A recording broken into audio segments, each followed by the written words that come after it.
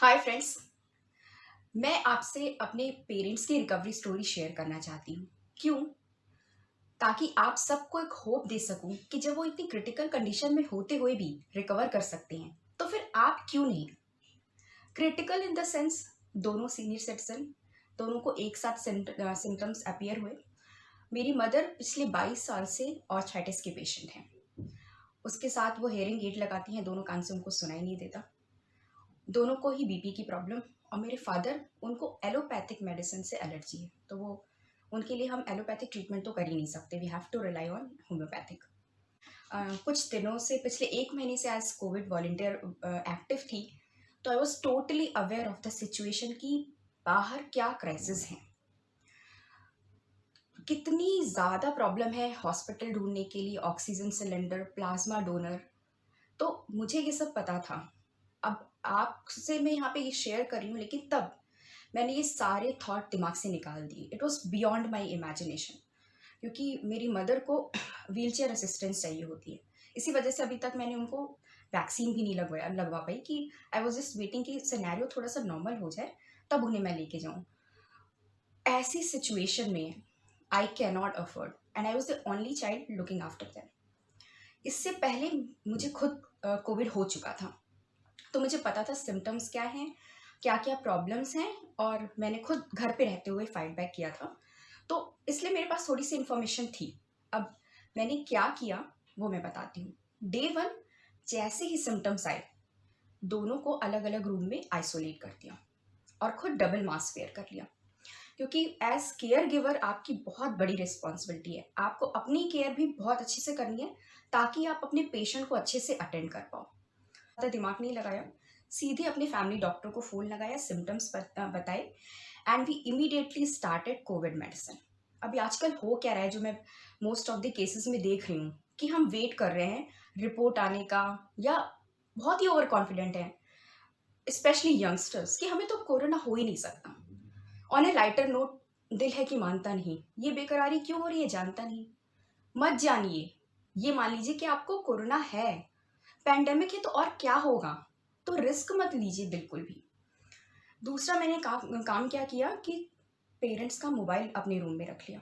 अब थोड़ी देर के, बेटा मोबाइल कहाँ है, मैंने सीधे सीधे अनाउंस कर दिया कि अभी अगले 14 दिन तक आप दोनों का मोबाइल मेरे पास जब्त रहने का वाला है।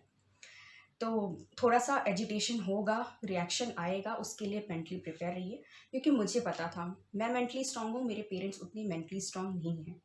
उससे 1 हफ्ते पहले हमारी फैमिली में 5 डेथ हुई, तो वो एक पैनिक और स्ट्रेस था ही। तो मैं ये रिस्क नहीं लेना चाहती थी कि वो इस स्ट्रेसफुल सिचुएशन में आए और पैनिक करें। मुझे लर्निंग का और नॉलेज का बहुत शौक है। मैं कोशिश करती हूँ कि ज़्यादा से ज़्यादा इन्फॉर्मेशन कलेक्ट करती रहूँ। और पिछले लॉकडाउन से अब तक मैं ऑब्जर्व कर रही थी, देख रही थी कि क्या चल रहा है, what works and what not works. एक बेसिक सिंपल फॉर्मूला आपको बता रही हूँ। अगर आप नेगेटिव इमोशन में बहुत ज़्यादा ड्यूरेशन के लिए हैं, से आप बहुत ही एंजाइटी फील कर रहे हैं, फियरफुल हैं, सैड हैं, तो आप अपनी ब्रेथ को ऑब्जर्व करिएगा। वो क्या होगी, शॉर्ट एंड फास्ट हो जाएगी। क्यों? आपने अपनी ऑक्सीजन डिमांड बढ़ा दी। अब इसका रिवर्स हमें क्या करना है, हमें खुश रहना है एंड लविंग स्टेट में रहना है। आप जब खुश होते हो, लविंग स्टेट में रहते हो, तो क्या होता है, आपकी जो ब्रेथ होती है वो डीप होती है और लॉन्ग होती है। तो बस हमें किसी तरह अपनी ब्रेथ को डीप और लॉन्ग का रखना है। कैसे? By cutting short all the negative emotion and staying in positive emotional state. अब वो कैसे किया मैंने, ये मैं आपको बताती हूँ। एक तो फ़ोन ले लिया, उससे जो नेगेटिव न्यूज़ उनके पास आ रही थी वो कट शॉर्ट हो गई, एंड इमीडिएटली उनको कंप्लीट बेड रेस्ट पे लाई डाउन करने के लिए बोल दिया। उससे क्या होगा, आपने लाई डाउन करने से अपनी जो ऑक्सीजन की डिमांड है वो पहले से ही कट शॉर्ट कर दी। लोग क्या कर रहे हैं, उन्हें सिम्टम्स हैं, they are waiting for report, office जा रहे हैं, शॉपिंग जा रहे हैं, घूम रहे हैं कि नहीं रिपोर्ट आ जाएगी फिर देखते हैं, तब तक बहुत देर हो चुकी होती है। और मेरे केस में तो मैं ये अफोर्ड ही नहीं कर सकती थी। कंप्लीट बेड रेस्ट कर दिया। उसके बाद जो डॉक्टर ने मेडिकेशन प्रिस्क्राइब किया था मम्मी के लिए, वो मंगा ली, और पापा का होम्योपैथिक स्टार्ट कर दिया। अब थोड़ी देर ठंडे दिमाग से बैठ के सोच लिया एक स्ट्रैटेजी बनाने की मुझे करना क्या-क्या है। देखिए, कोरोना वायरस जो ऐसा ऐसी-ऐसी डेथ्स भी हुई हैं जो मैं सोच भी नहीं सकती। तो एक चीज़ है, या तो आप उससे लड़ लो या फिर बच के निकल जाओ। मैंने दूसरा ऑप्शन सही समझा कि उससे बच के निकल जाओ, क्यों पंगा लेना, उस स्टेज तक क्यों पहुँचना। अच्छा, इधर मेरे पास रिलेटिव्स के फ़ोन आने लगे। सब मुझे सजेस्ट भी कर रहे थे कि बेटा इसको इनको इस हॉस्पिटल में ले जाना, ये करना, वो करना। मैंने कहा don't worry, I am taking care very good of them और उसकी नौबत नहीं आएगी and thank you so much. और बोल दिया कि अब क्योंकि मैं उनकी देखभाल कर रही हूँ, तो आप लोग कॉल मत करिए, मुझे व्हाट्सएप करिए, मैं हाल-चाल बताती रहूँगी। तो क्या है कि मुझे भी एज़ अ केयर गिवर एक पॉज़िटिव स्टेट में रहना है। अब आजकल लोग क्या कर रहे हैं, बात कर रहे हैं पैनिक करके, अरे घुरना हो गया, ओह! मतलब आपको हार्ट अटैक उनकी आवाज़ सुन के ही आ जाएगा। तो प्लीज़ सारी negative emotion for the time being cut short कर दीजिए। अब मैं आपको बताने वाली हूँ कि मैंने जो रूटीन बनाया था, उसमें मैंने क्या-क्या किया। मॉर्निंग में सबसे पहले उठते ही उनको काली मिर्च और शहद देती थी और गर्म पानी उनके फ्लास्क में भर देती थी। काली मिर्च कफ नाशक होती है, तो उसको सिर्फ 2 पिंच लिया, ये ट्वाइस अ डे, सुबह और शाम को। उसके हाफ एन आवर के बाद उनको दिया एक डिटॉक्स जूस। डिटॉक्स जूस में करेला, आंवला और कच्ची हल्दी। अब आपके आसपास जो भी सब्जियां मिल रही हैं, आप अकॉर्डिंगली अपना डिटॉक्स जूस वैसे मॉडिफाई कर सकते हैं। डिटॉक्स जूस में बस एक चीज़ आपको याद रखनी है, उसमें कोई भी फ्रूट नहीं होगा, ग्लूकोज़ नहीं होगा, कोई फल नहीं होगा, से वाटरमेलन। क्यों? क्योंकि वायरस जो है वो ग्लूकोज़ पर ही फ़ीड करता है। तो हमें उसका खाना बिल्कुल बंद कर देना है, ताकि वो कमज़ोर होके खुद ही मर जाए। तो डिटॉक्स जूस दिया हाफ एन आवर के बाद। अच्छा, अब पेशेंट बेड पर है, उसके पास कुछ करने के लिए है नहीं और हमें उसको खुश भी रखना है एंड लविंग स्टेट में भी रखना है। तो वो कैसे किया मैंने? उसके लिए मैंने स्पीकर पे अफ़र्मेशन के वीडियोस लगा दिए। अब आप अपनी चॉइस के कोई भी वीडियोस लगा सकते हैं। से ब्रह्म कुमारी के, सद्गुरु के 1 डेढ़ घंटे के ड्यूरेशन के, ताकि जब तक आप उनको ये सारी चीज़ें दे रहे हो, अपना काम कर रहे हो, वो सुनते रहें और उनमें एक पॉज़िटिविटी रहे और ध्यान कोरोना से हट जाए। आपने कभी ऑब्ज़र्व किया है एक बच्चा, बच्चा जो होता है कितना प्यारा होता है, मतलब माइंडफुलनेस अगर आपको सीखनी, बच्चे से सीखनी चाहिए। अभी भी जिनके घरों में बच्चे हैं, दे आर वेरी लकी। आप उनको देखो और आपको एक पॉजिटिविटी और एक एनर्जी मिलेगी। तो पहला तो मैंने अफर्मेशन के वीडियो चलाए 1 डेढ़ घंटे। उसके बाद इन द मीन टाइम मैं क्या कर रही हूँ, वापस उस पे आ जाते हैं। हर एक जो भी मैं आपको बता रही हूँ, काली मिर्च और डिटॉक्स जूस, उसके बाद आलमंड मिल्क बताने वाली हूँ। हर जो मील है, स्मॉल मील्स हैं, उसमें आपको हाफ एन आवर का इंटरवल रखना है, ताकि वो न्यूट्रिएंट्स अच्छे से बॉडी में एब्जॉर्ब हो जाए। और क्योंकि मुझे खुद को हो रखा था कोरोना, अभी मेरा रिकवरी फेज चल ही रहा था और मेरे पेरेंट्स को हो गया, तो मुझे ये पता था कि बहुत ज़्यादा वीकनेस आ जाती है। इतनी वीकनेस आती है कि जैसे नींबू को ना पूरा निचोड़ लिया, बिल्कुल शरीर में जान नहीं रहती है। तो आपको फ्रीक्वेंट छोटी-छोटी मील्स पेशेंट को देते रहना है, ताकि उसकी एनर्जी लेवल्स बनी रहे, वो फाइटिंग स्पिरिट बनी रहे। और क्योंकि गले में इतना प्रॉब्लम होता है, चुभन होती है, तो आपका बहुत ज़्यादा खाने का मन नहीं करता। तो इसलिए मैं डे 1 से ही मैं आई स्टिक टू फ्लूइड। जो फ्लूइड है वही मैंने देना शुरू किया, मैक्सिमम फ्लूइड रखा डाइट में। डिटॉक्स जूस के बाद मैंने उनको दिया आयुष काढ़ा, हाफ एन आवर के बाद। आयुष काढ़े के हाफ एन आवर के बाद मैंने उनको दिया आलमंड मिल्क का शेक। अभी आलमंड मिल्क का शेक कैसे बनाते हैं मैं बता देती हूँ। जैसे हम 3 लोग थे, तो हमने 15 आलमंड लिए और पर पर्सन 2 वॉलनट्स, और इसको अच्छे से ब्लेंड कर लिया। एक तो ये हो गया। अब इसके साथ मैंने क्या मिक्स किया, एक दिन जैसे ब्रोकली को बॉयल करके ब्लेंड करके वो इसके साथ मिक्स कर दिया, एक दिन स्पिनच को मिक्स कर दिया, एक दिन मैंगो लिया। मैंगो ऑफ कोर्स फ्रूट है, बट उसका कॉन्सेंट्रेशन बहुत कम रखा, पानी ज़्यादा रखा, सिर्फ फ्लेवर के लिए और एक चेंज के लिए। से 1 कप में 1 स्पून आपने वो मैंगो का जो पल्प है वो ब्लेंड करके लिया, बाकी उसमें हॉट वाटर डाला और आलमंड और वॉलनट ब्लेंड किया हुआ ये डाला। तो ये जो शेक है बहुत ही टेस्टी लगता है और बहुत ही फिलिंग होता है, और it is rich in protein and nutrients minerals से भरपूर है।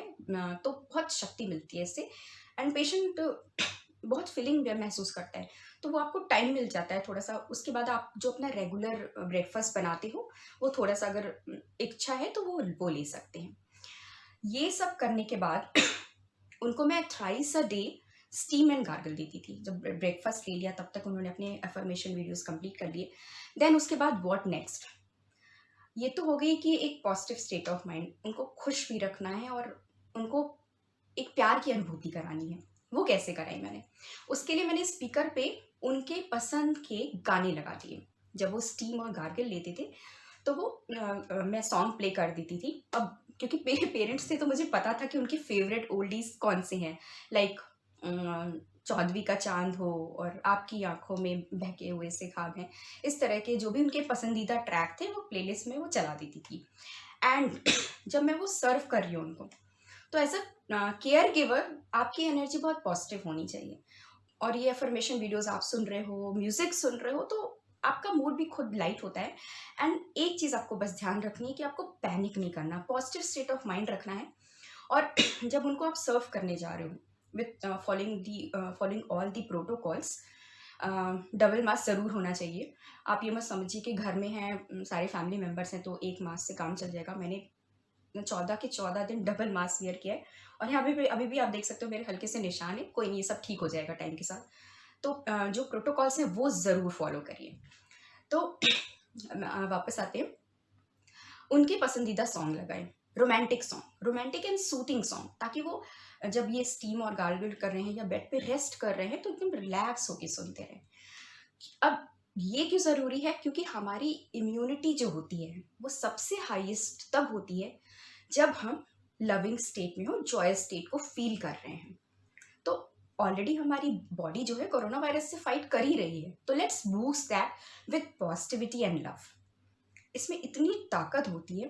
तो जब आप अपने पेशेंट को सर्व कर रहे हैं कोई भी मील, तो भले ही आपने मास्क लगाया हुआ है, आप में वो पॉजिटिविटी रहेगी तो आपकी वो ब्राइट आईज, वो आपकी बॉडी लैंग्वेज रेडिएट करेगी और उन तक पहुंचेगी।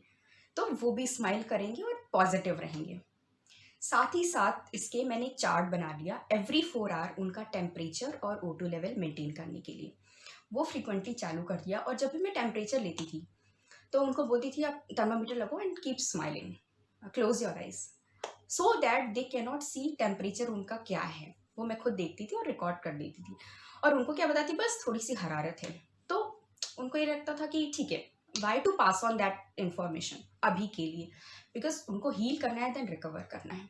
तो ये चीज़ आपको बहुत ही स्मार्टली करनी होगी। मैंने ऐसे मैनेज किया, आप अपने तरीके से जैसे भी करना चाहें कर सकते हैं। अब जब उन्होंने स्टीम ले लिया, गार्गल ले लिया, उसके बाद थोड़े से मेडिसिन तो चल ही रही हैं, साथ में मेडिसिन ले लिया, उनका भी इफेक्ट होता है। तो एक ना स्लीप इंड्यूस होती है, तो सोना चाहते हैं सोने दीजिए आराम से। फिर वो अच्छे से रेस्ट करते थे, फिर मेरी ज़्यादा असिस्टेंस की ज़रूरत नहीं पड़ती थी।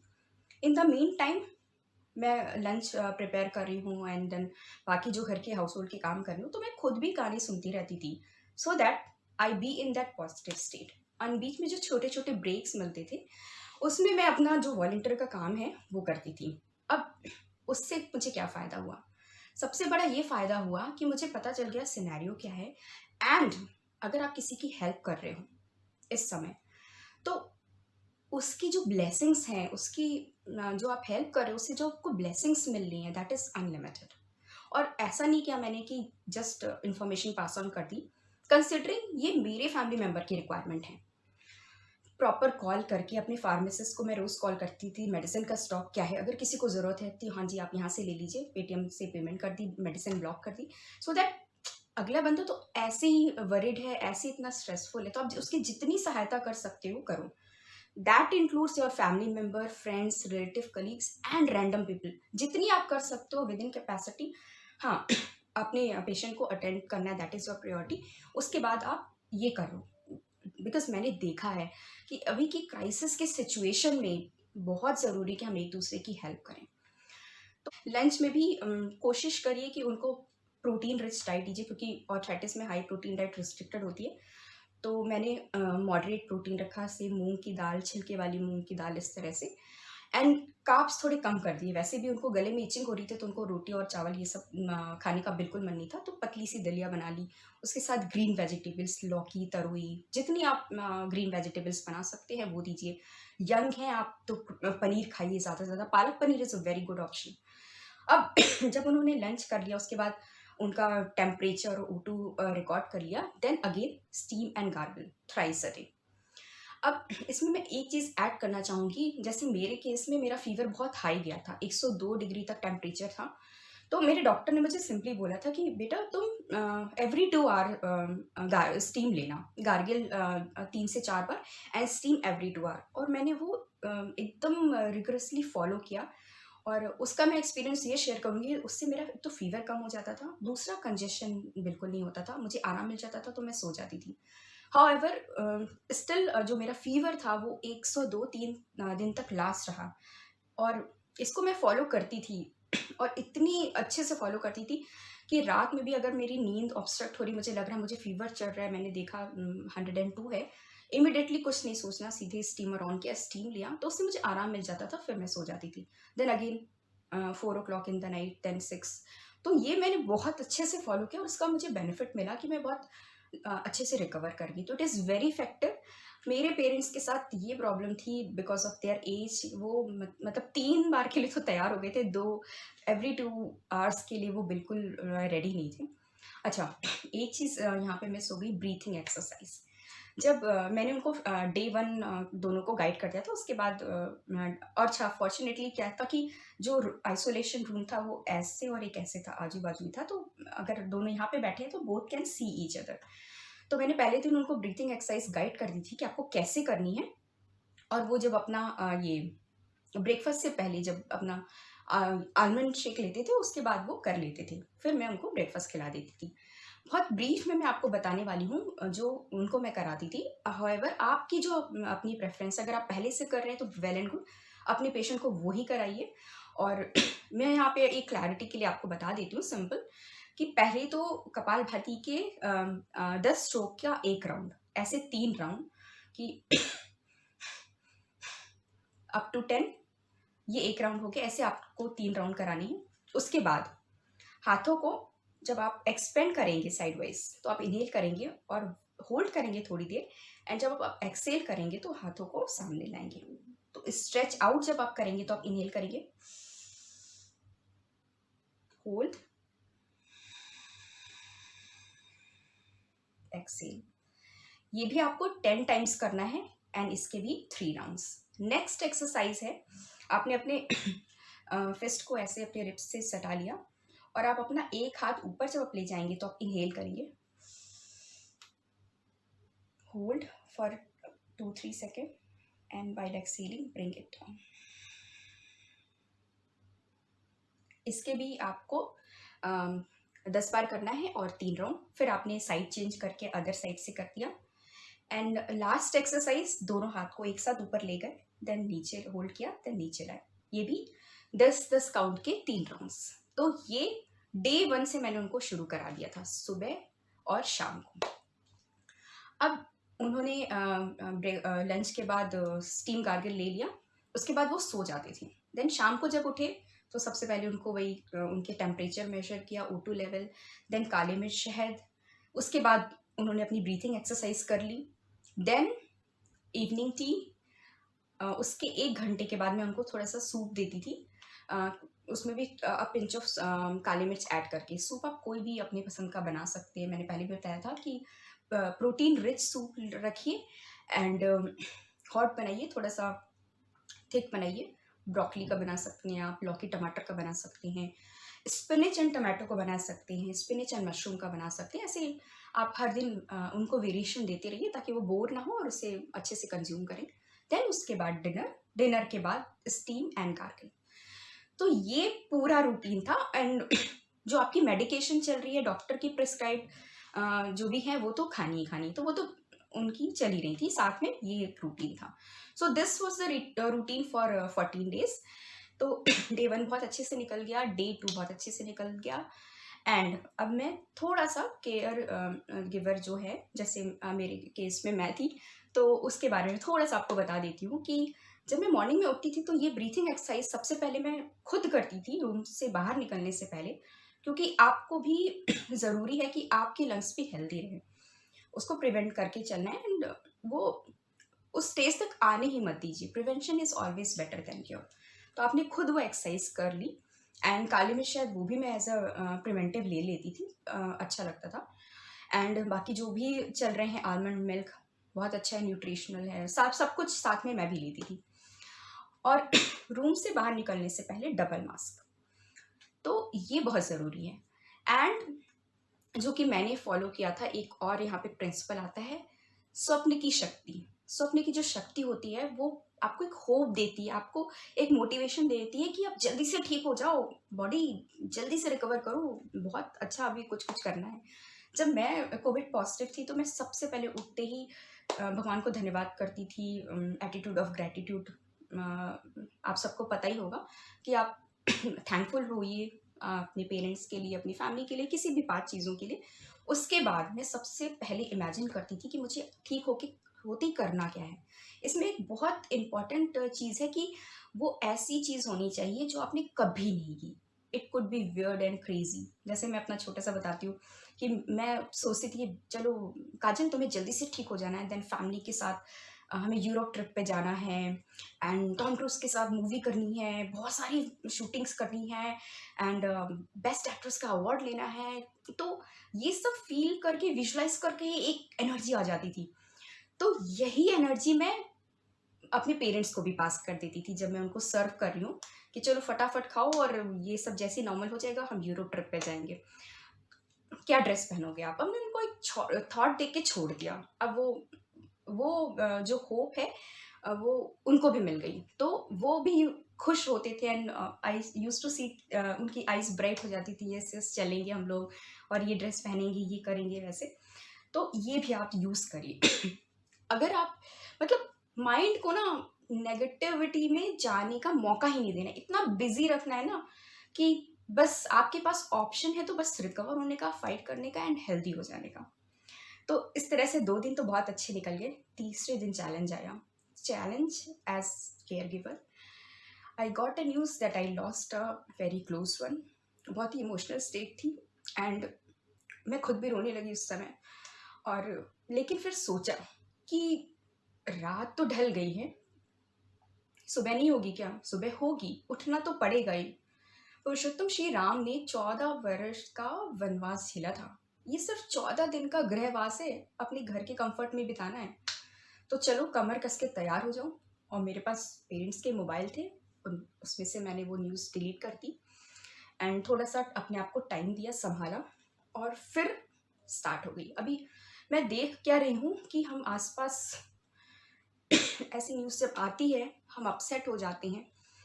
और मेरे केस में मेरे पास ऑप्शन ही नहीं था कि मैं उनको नेगेटिव ज़ोन में जाने दूँ, क्योंकि मैं जानती थी कि अगर ऐसी सिचुएशन आई तो I will lose the battle, to be very frank. तो मैं चाहती ही नहीं थी, और ना ही मैंने उस तरफ बिल्कुल थॉट दिया। अभी मेरी क्या प्रायोरिटी है, तो इसलिए आपको मेंटली बहुत स्ट्रांग होना पड़ेगा। इमोशनली वीक मत होने दीजिए, उसको हावी मत होने दीजिए अपने ऊपर। This is the time, because the battle is still on. तो उसके बाद फिर normal third and fourth day निकल गया। फिफ्थ डे भी सब कुछ कंट्रोल में चल रही थी सिचुएशन, एंड इतने दिनों तक O2 लेवल 98 99, फीवर 100 के अराउंड था दोनों का।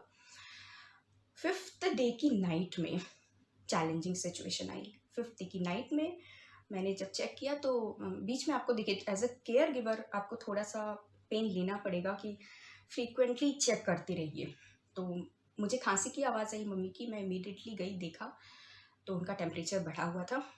और फिर सुबह भी मॉनिटर कर रही थी। अच्छा, अगर आपका टेम्परेचर बढ़ा हुआ हो तो आप अपनी जो फ्रीक्वेंसी है मॉनिटरिंग की, वो बढ़ा दीजिए। जैसे मैं 4 घंटे कर रही थी, तो नेक्स्ट सिक्स्थ डे की मॉर्निंग मैं हर 2 घंटे करने लगी। सिक्स्थ डे को अराउंड दोपहर में 12 o'clock वो फीवर बढ़ के 102 हो गया। और जब मैंने ऑक्सीजन सैचुरेशन लेवल देखा तो वो भी डिप हो गया था। अब क्योंकि उन्हें ना पता चल जाए, वो पैनिक करें, अभी तो वो हील कर गए तो मैं आपके सामने बता सकती हूँ, इट वाज़ 92। तो मैंने इमीडिएटली डॉक्टर को कॉल किया, उनको सिचुएशन बताई and in the meantime उनकी ब्लड टेस्ट और बाकी रिपोर्ट्स भी आ गई थी। Values were not good.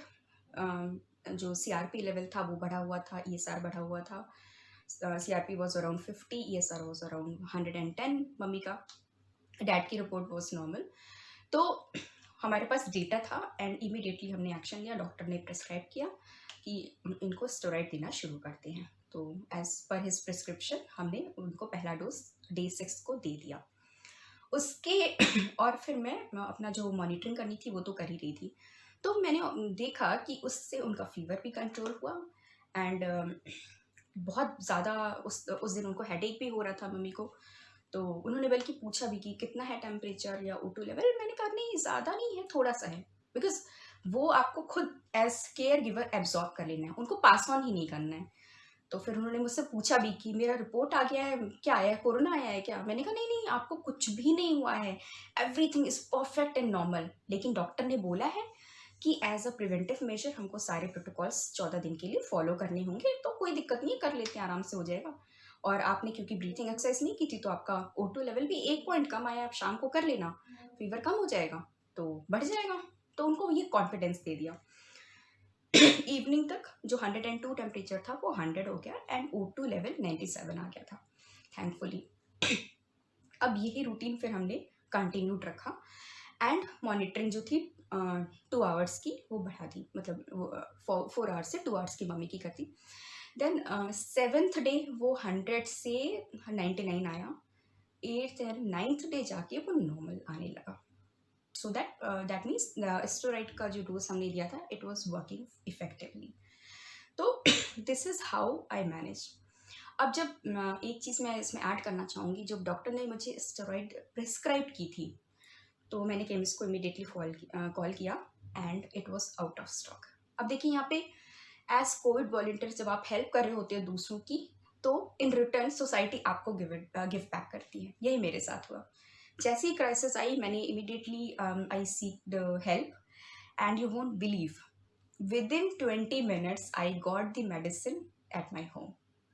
So I was so overwhelmed कि and it was from a very random source जिनकी मैंने शायद हेल्प की थी।